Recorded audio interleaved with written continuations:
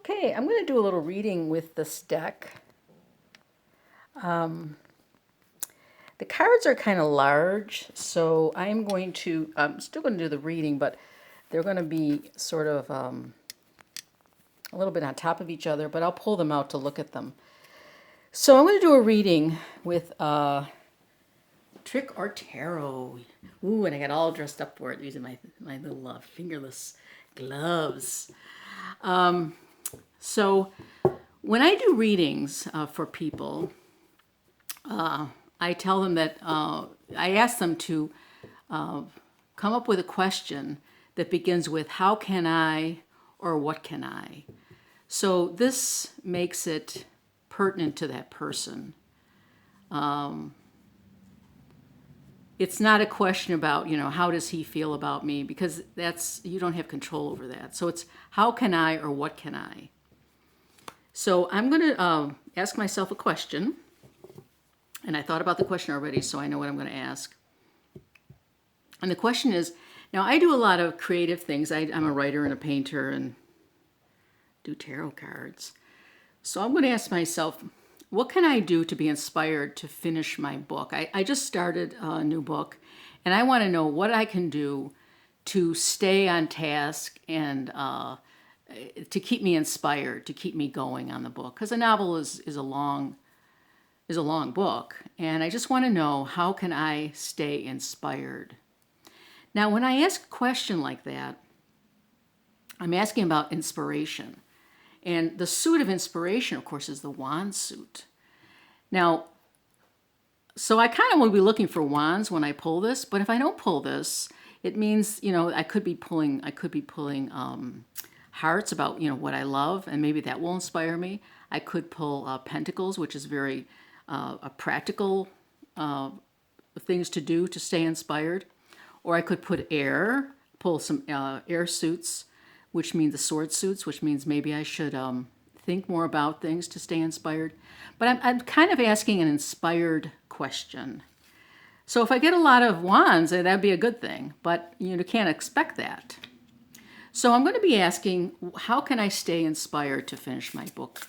And I'd like to finish the book this winter into early spring. So what I'm going to do is I'm going to pull the cards, and I'm going to do a night card spread. This spread I've seen from Kelly in Truth and Story, and this is the spread I use for clients. I usually use it's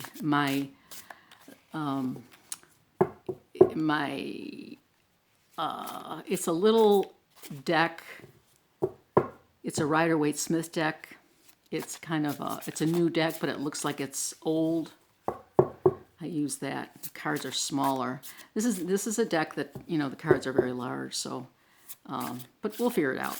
I'll make sure you'll see every card. Now, so I'm going to pull the deck. That's my question. How can I stay inspired to finish my book this winter? It's a very specific question. How can I stay inspired to finish my book?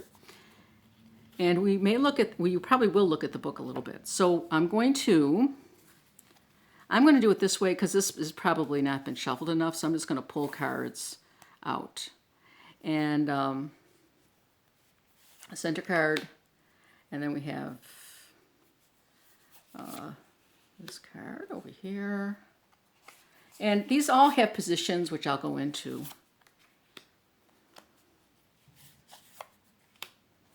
I don't read reversals. I don't know if these are reversed or not, but I'll get to those.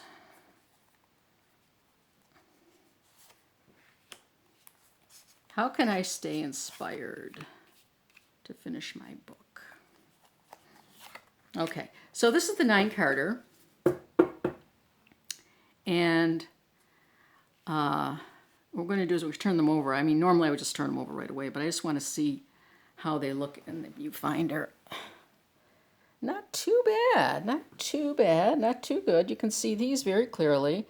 You can see these clearly, and even this one. So it's maybe just the uppermost, so we may have these overlap just a little bit. Okay. And again, I'll show them more clearly. So the first one, of course, is the center card. That's the question or the querent.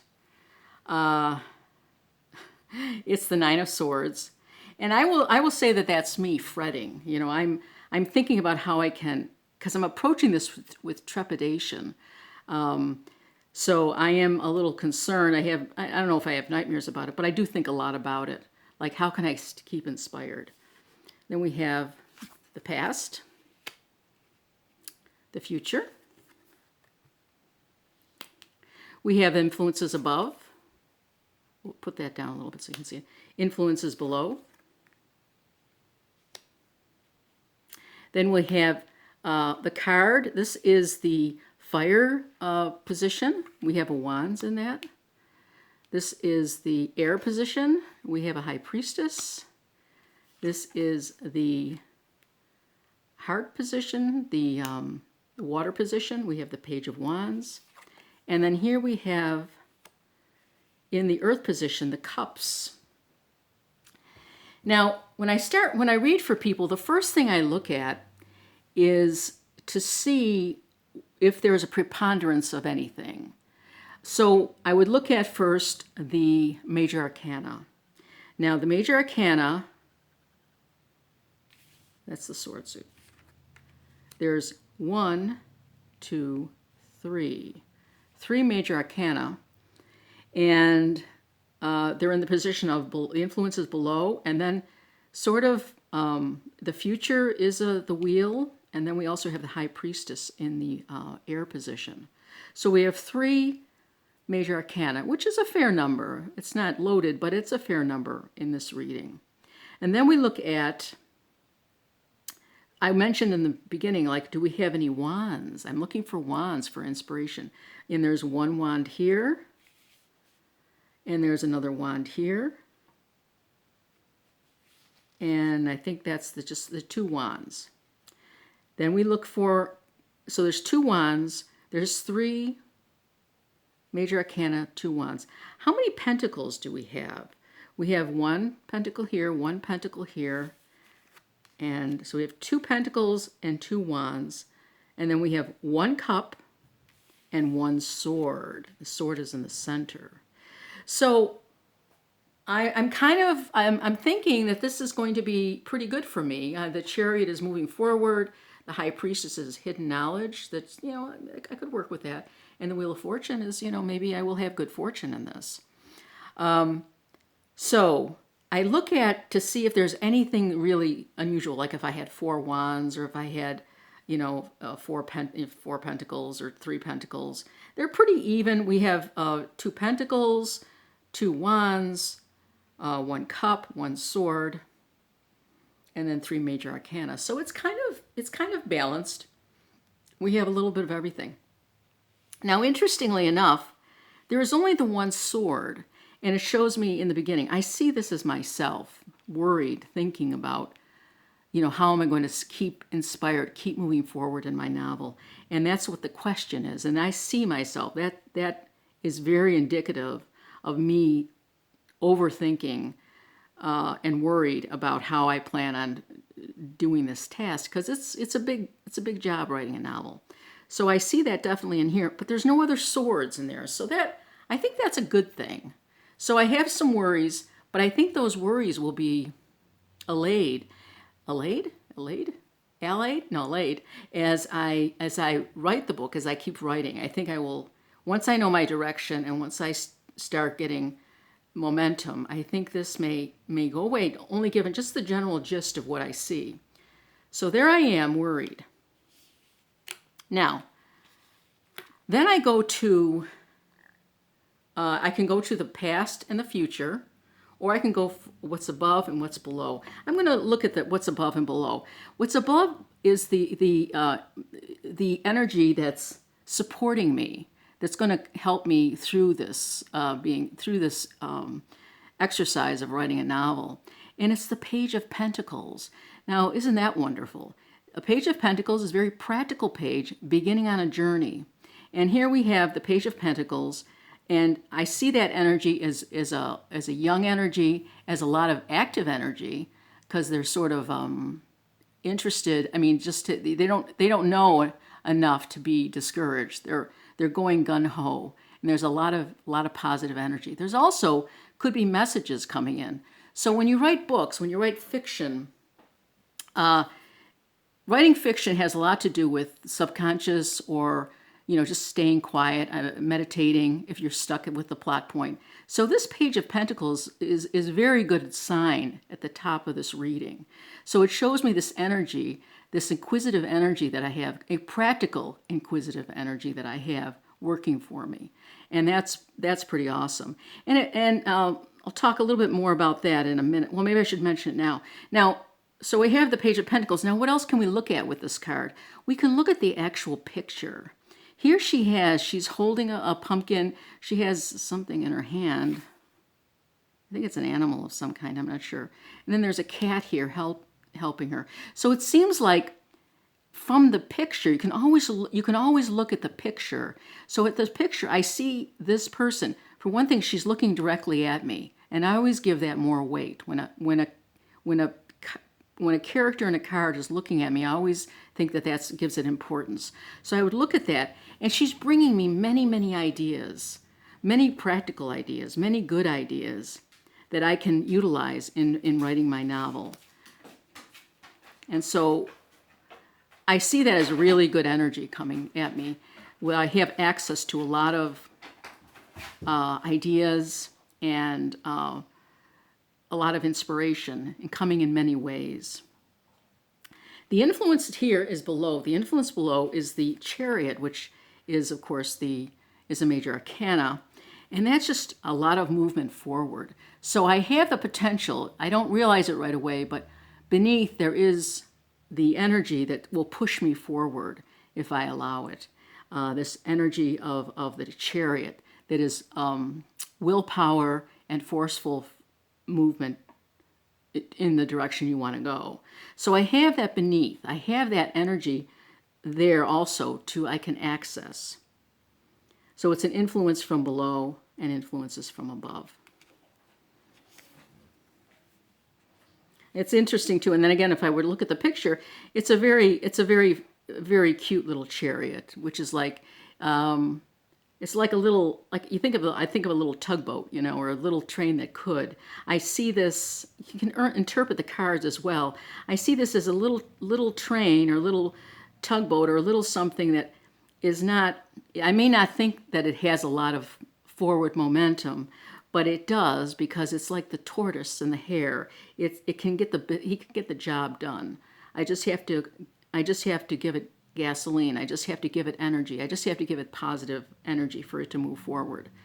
So I'm looking at the picture, not only looking at the fact that it's a major arcana, not only looking at that it's from below, but also I look at the picture to give me some more ideas. So I see this as really, really very positive. Now in the past is the Two of Pentacles, and that's a lot of, juggling in the past and, practical energy. And sometimes, I wouldn't say it's difficult energy, just that making decisions, very much a part of writing a novel, and being thoughtful, practical about your decisions, making sure that with a novel, no matter what kind of novel you write, it has to make sense. There is a very practical nature to a novel because you have to have interior logic to it. You must have logic in the story. And so I always struggle with that. And I have always struggled with that, keeping the story logical, believable. And that certainly has been my challenges in the past. And in the future, it's the Wheel of Fortune. Where will this all go? I would say, it pretends, could be a very good outcome. The wheel often denotes auspicious endings or auspicious activity. Now, let's look at the book for this one, Wheel of Fortune, what he says about it. So you can look at the actual, what it is, major arcana, minor arcana. You can look at the suits, you can look at the numbers. Then you can look at the card and see what comes up with the card. And then you can also refer to the book. And the book may give you some other ideas of how to look at the card. And the book says, this is number 10, The Wheel of Fortune, serendipity, controlled by chance rather than by design. What goes around comes around. If upright, change for the better. Okay, so it's kind of like I'll be creative, I'll be inspired, and it will work out for me, I like to think, you know. So that's in the future. The next thing you look at in this kind of reading is you look at where these cards are and what positions they hold. Now the wands, this wand is the Five of Wands. Fives are change. Five of Wands is a change of inspiration. It could be a lot of inspirational energy going around, maybe conflicting with one another, maybe many, many ideas of how the plot should go. And that could be, you know, that's good to have lots of ideas, but then you have to wrangle them down. So, and this is also in the fire. This is a fire card in the fire suit. So this is a pretty strong card. I may have difficulty, or I may have a lot of characters trying to take control of the narrative, and I have to watch out for that and to keep them in rein, keep them, you know, maybe not in rein, but, you know, have them come on stage, but then take control at some point. I can't let them go crazy, you know, indefinitely. But that shows a lot of ideas, which is also very good. But then I have to wrangle those ideas. So the Five of Wands is in the fire position. So this would be a strong card. This is something for me to think about. This is something for me to watch out for. If the story gets too out of line, too crazy, you always want to bring it back. You want to keep it logical, or else it's going to run out. It's going to go crazy. So that's something to watch out for. Now you go over here, and we have the High Priestess in the. It's in the air suit, the sword suit. Well, the air position, and it's the High Priestess. So my thinking will be, for me to be successful, my thoughts need to go below. They need to go deep. I need to give more credence, trust my intuition more rather than my thought processes. Instead of being too logical, it'd be better off for me to be try to check in my intuition, go deep, go underwater, and work with my intuition. So when I'm stuck in a plot point, it would be good not to think it through, but to work with my intuition to solve the problems. And that's a powerful card too. I mean, it's a major arcana, hidden knowledge, and it's knowledge below the surface. So my intuition will play a big part in being successful in writing this book. Then we come to this is the water position, and here we have the Page of Wands.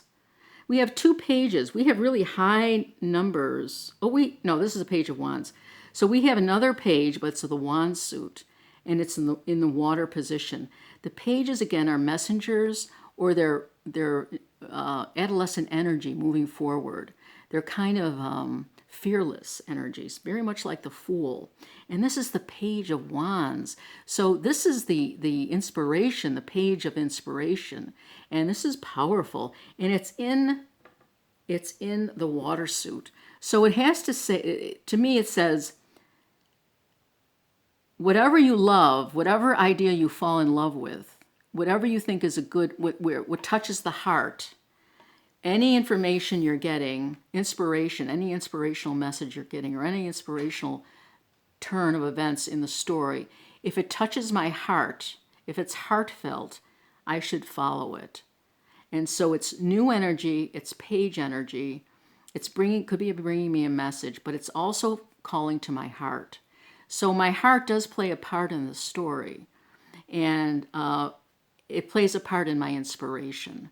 So whenever I feel like I'm getting a good idea that is inspirational and also tugs at my heart, I should follow that.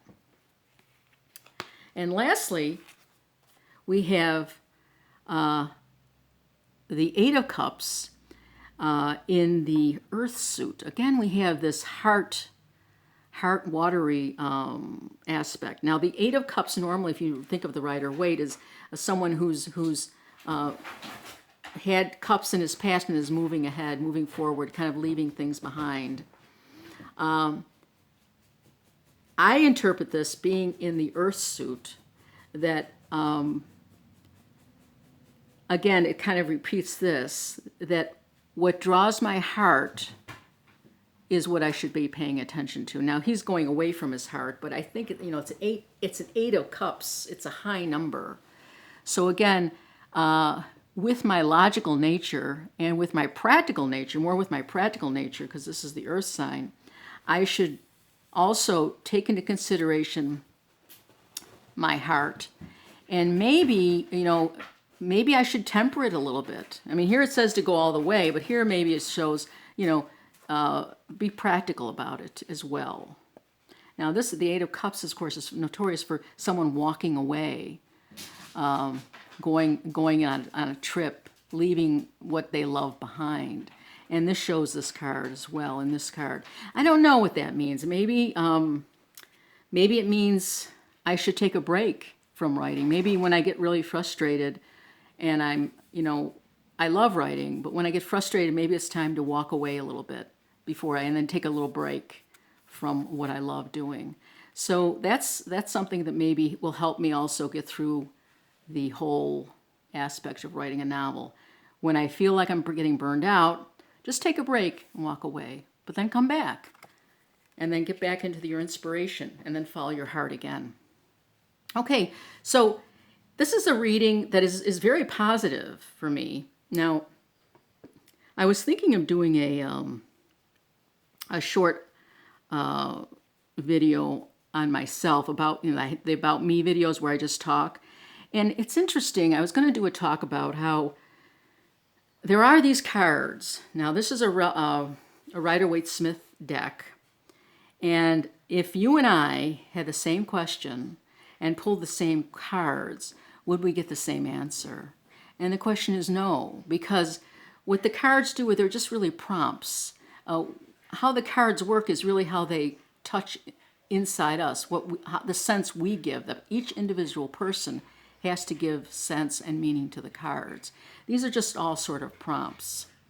So if someone were to pull the same cards with the same question, we'd have different answers because, we live in different brains. So anyway, so what this means to me, again, just to now I would recap and say, well, you're concerned about it, and that's what your question is, and you're thinking about it, and you're worried about it because it shows all these little goblins over there and all these gooses, whatever these are, ghosts and goblins, and over here outside the window, and you're a little worried, and it's got a mean face here. So you have to worry that you're worried about it. And you shouldn't have to be worried about it because you have lots of support from above and below. You have the Page of Pentacles, which is a very practical page, which has a lot of energy, a lot of adolescent energy, which will bring you many practical ideas, many ideas of how to proceed. And below, you have the Chariot. Now, the Chariot is not the fastest chariot. It's not going gun-ho, but it's like the little engine that could, and it will see you through any difficult times. So just if you run into some snags, just think of the little train that could, and it'll get you through those times. In the past, I've had to juggle many things. I know what that's all about. I've written several books. So I've done this, I've juggled things, and I've gotten through it, and I've been successful. And in the future, I'm worried about my future, but this says that I have the Wheel of Fortune in hand. So it portends a good ending. According to this, points to wonderful things happening. The strongest card, I think, in this deck, this layout, is this Wands. It's a Wands card in the fire position. So it's kind of like, it's sort of dignified, they call it. So we have the Five of Wands. Fives are change. I may have many, many ideas, and I may get a little lost in all those ideas.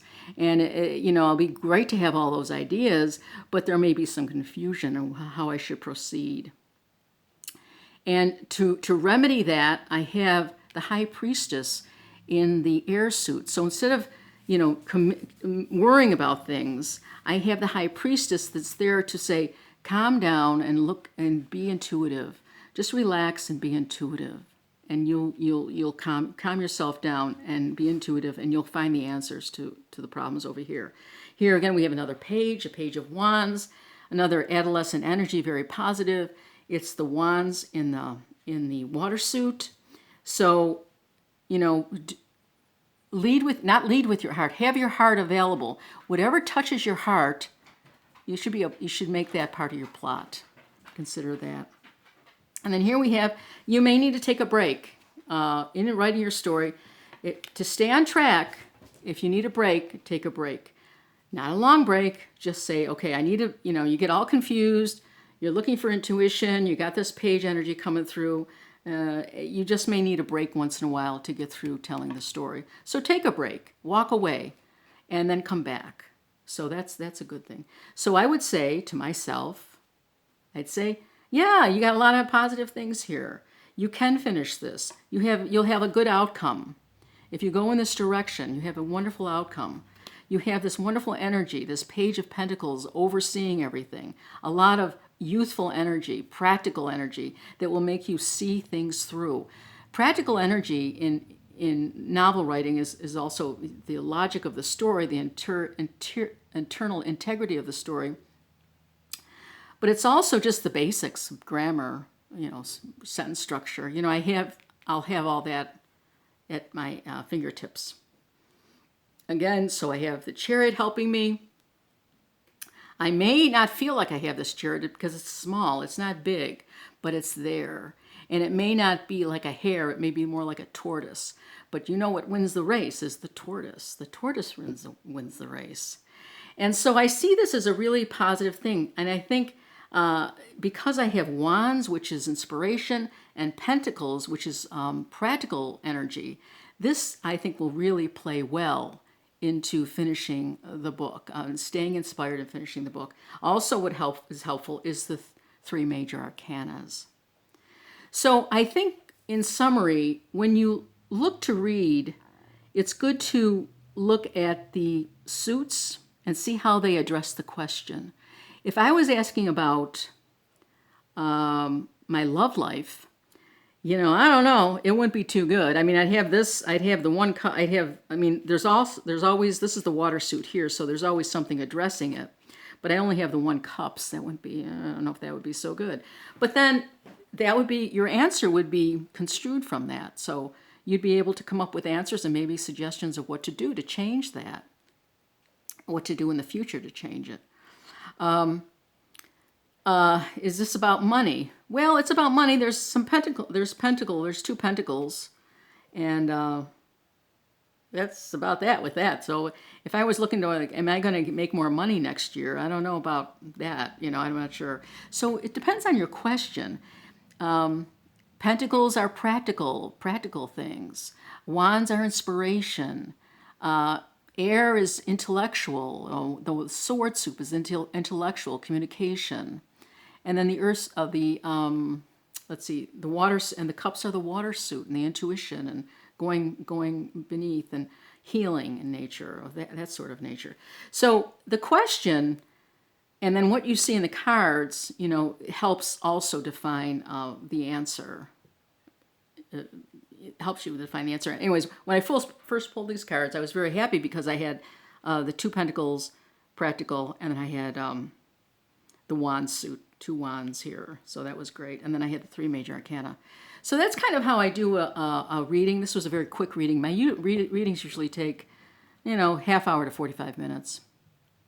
So I hope that's been helpful of how I read the cards. And it's been I've enjoyed doing this. This is the card that really, I think it's so funny how it works out. I mean, I only pulled 1 sword card, which is unusual, just pulling 1 out of a 9-card suit. And then it was this 9 of Swords where she's a little afraid. And I can totally get that. I mean, that's what my question was all about. I have a fear of failure with my writing. Anyways, I hope you enjoyed this. Have a great day.